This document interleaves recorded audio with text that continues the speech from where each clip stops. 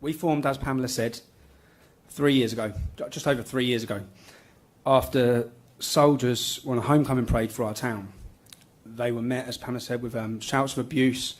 One of their mothers was spat at. A local lad had died. Another local lad I grew up with lost his legs. It wasn't the fact that these Islamists done it. It was the fact that they were facilitated in doing it. They were taken through our local town hall to do it. The police had prior notice that they were going to do it. And when there was a reaction to what they had just done, who was arrested? Members of our community were arrested. They were protected. The police didn't even look at them. And this wasn't the first thing. This was a build-up. This has been going on in my hometown for 15 years. We've watched the whole town decay, and Islamism spread like a wildfire. And it was at this point that we said something has to be done. Something has to change, because what's the next step from this? A soldier's funeral? So we have to defend against it. We have to highlight it. Now, in the beginning, I wore a mask. I covered my face with a balaclava, which probably didn't help our image problem. But I used a false name. I'd done all of this because I knew the consequences of what's going to happen for standing up and speaking out against it. I knew the threats of violence would come. I knew the violent attacks would come. I knew the attacks against my property would come. I knew Kev's had them go to his house with shotguns. We've had our cars blown up. I knew all of this would come. Now, after 12 months, they exposed me as who I was, which is a blessing in this, really. I didn't want to be exposed, but once they exposed it, I thought, right, the mask's off, I'll say it wherever I need to say it. I'll stand on TV now and say it, and people have followed. And so we started opposing extremist Islam. Muslim extremist groups, Al Mujahideen, Islam for UK, these groups that are all across the UK, that are supporting terrorism, recruiting on the streets of our towns for terrorism. We started opposing them. And from the very start, there was the threats of violence. And we had national demonstrations. We were called racists, all these different things. Now, then it comes a time, my first Osman warning. An Osman warning, they're not given out lightly. It's an official warning by the British government and the British police. It's a warning against the threat against your life.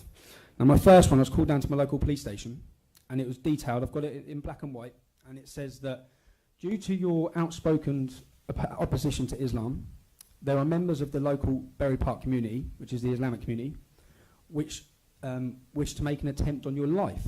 We know these gangs are armed, this is from the police, and dangerous. We cannot protect you 24 hours a day. Our advice to you is to take your family and leave Luton. That's where I've been born and bred.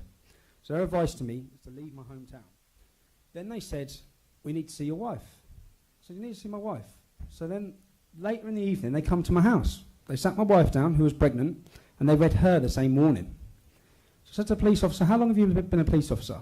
20 years. Have you ever set a pregnant Muslim woman down and told her that Christians are going to murder her?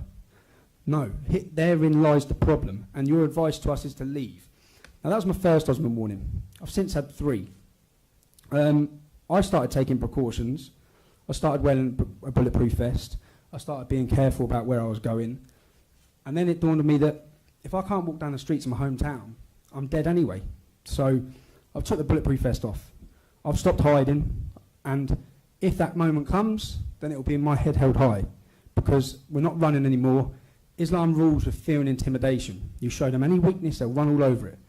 And I say at every one of our demonstrations, look around you, look around this room now. I don't see no scared faces. This is not a scared face. We're ready, we're willing to stand up against the fight no matter what it takes.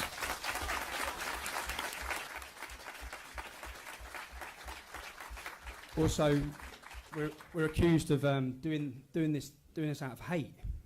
Nothing we do is out of hate. What we do is out of love. Love for our children's future.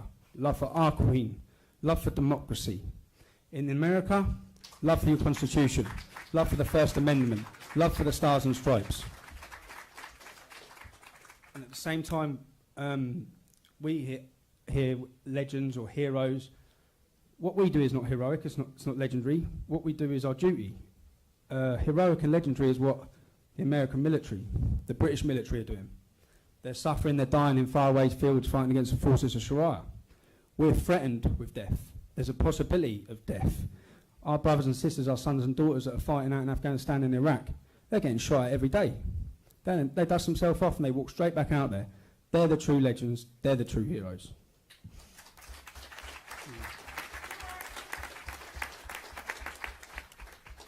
Also, this Islamophobe. When I'm from Luton Town. Luton Town is a town of immigrants, yeah? I hear, sometimes I get criticised for this, but multiculturalism, in my view, in my hometown, multiculturalism works, okay? It works. And when people say it doesn't work, they identify Islam that doesn't work. In Luton, the Sikhs, the Jews, there's not many Jews left, then most of them have been forced out, but the Sikhs, the Jews, the Hindus, the West Indians, they've all integrated into society. Look around this room here today. It's a multicultural audience.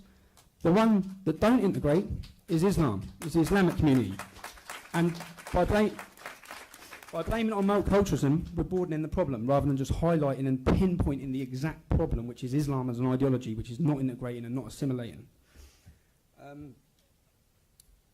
Also, I believe your country is 20 years behind ours, and I wish and I'd give anything to turn our clock back 20 or 30 years. What's happening in England? What's happening in Luton? What's happening in East London, in Bradford? Towns like this, they're a blueprint. It's inevitable. Demographics, statistics, birth rate. It's coming to a town near you. You can't. In England, people just move like this, and they're all trying to get away, but you can't keep running. Someone has to identify it, highlight it, and in a country like America, even Australia, look at our country, look at Europe, and learn. It has to be stopped, and people have to stand up and fight against it now. Also, I hear it's hypocritical, really. I hear David Cameron and all our politicians saying that certain regimes' leaders will be brought to justice, such as Assad will be brought to justice from Syria. Well, one day, our leaders across Europe that are aiding, abetting the Islamization and the destruction of our culture and our people, they will be brought to justice.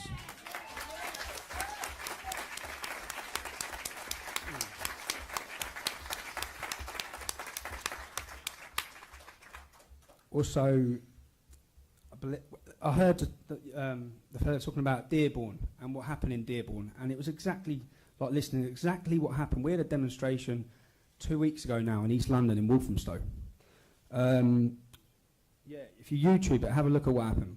We went down there and it was all orchestrated. It was orchestrated by the police. It was orchestrated in a way to basically cancel our demonstration. We got there was thousands of this loose allegiance between communists, Marxists, and every other weirdo in the world, along with all the Islamists. And they're all there trying to attack us, and there's bricks coming in, and a brick lands next to me. I go up to the police officer in charge and say, are you actually going to do anything about this? And then they pull our microphone out and say, you can't give your speeches, you can't have your demonstration. So why not? We said, because you're going to provoke a reaction from this crowd. So again, they took away our freedom of speech, our right to assembly, and our democratic rights due to the fear of violence and mob rule and threats and intimidation. And it's exactly the same as hearing that. The police officer said, unless you come away, we'll arrest you. Exactly the same. We're doing nothing wrong. We're the ones that are law-abiding. And they actually arrested 388 of our supporters. They held them, sat them in the road for 6 hours, 7 hours, 6, 7 hours, no toilet, women not allowed to use a toilet, pregnant women, no drink facilities, nothing, held for 7 hours, put into the backs of police cars and vans, and driven to different police stations across the capital because they couldn't. Well, what they said was for a prevent of the breach of the peace. So rather than dealing with the Islamists and the violent Muslim gangs that are on the streets, they make us the victims. So the victims once and you're the victims again. And it was exactly the same as listening to that earlier. But this is what's going on now. And luckily in this country, this is why I get jealous sometimes when I look at other countries. You've got well-educated people. You've got influential people that are fighting this fight. In England, we just have working class people. We don't have any politicians talking for us. And it makes it easier for them to demonise us and easier for them to slander us. And I'm the first to say that I'm not the moral compass for the world. I'm no angel. But at the same time, we're doing it for the right reasons, and we're standing up for what's right. And so that's why sometimes I get jealous when I look to this country and hear influential people standing up. I just sit and think, I wish so bad we had someone doing that in our country, but we don't. So we can only do what we do.